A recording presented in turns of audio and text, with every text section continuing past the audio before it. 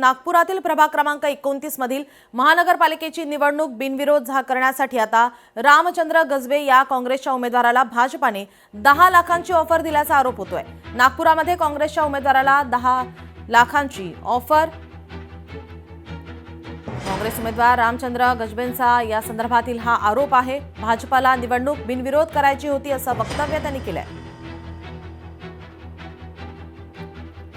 2 लाख माझ्या कार्यकर्त्याला, 5 लाख मला अशी ऑफर होती, पण मी म्हणलं माझ्या रक्तामध्ये बेईमानी नाही आहे, मी ते काम करत नाही।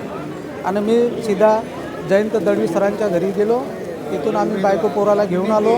माझ्या शाळेत मुलगा होता, त्यालाही घेऊन आलो। 2 तारखेला 10 वाजताची गोष्ट। कशासाठी ऑफर दिली? फार्म उचलासाठी, माघार घ्यायसाठी। 1 तारखेपासून त्याच्यावर प्रेशर होता। 1 तारखेलाच प्रेशर होता, आताही प्रेशरच आहे। मला भीती बी आहे, माझ्याही जीवाला भीती आहे। मला बीजेपी कार्यकर्त्याकडून फोन आला का तुम्ही तुझा मित्र जो आहे त्याला पॅक करायचा आहे, आपल्याला निर्विरोध निवडून आणायचं आहे बीजेपी कार्यकर्त्याला, त्यासाठी तुला 2 लाख देतो।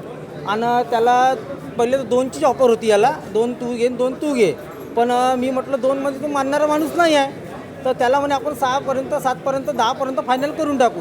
ह्या विषयावर आमची चर्चा झाली, पण मी म्हटलं 3 वाजेपर्यंत त्यांच्यासंग घुमलो मी। हो, आणि पण मी याच्यासाठी विचारलो का म्हटलं उद्या अपघात वाईट पण नाही आलं पाहिजे। यवतमाळमध्ये सावित्रीबाई फुलेंचा पुतळा हटवला, वंशज नीता होले यांनी नाराजी व्यक्त केली आहे। या प्रकरणी लेखी कारण देण्याची मागणी केली। या संदर्भात नीता होले मुख्यमंत्र्यांची भेट घेणार आहेत।